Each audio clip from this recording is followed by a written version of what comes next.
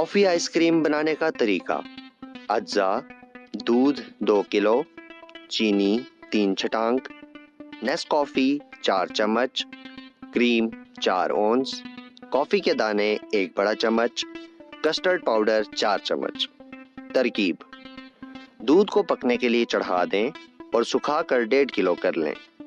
अब इसमें चीनी डालें और कस्टर्ड डालकर तैयार कर लें। कॉफ़ी को एक प्याले में डालें और इसमें क्रीम डालकर इसको खूब हल करें। जब झाग उठ आए तो इसमें 1 और कप दूध का मिलाएं और ये कॉफ़ी कस्टर्ड में डालकर खूब मिलाएं।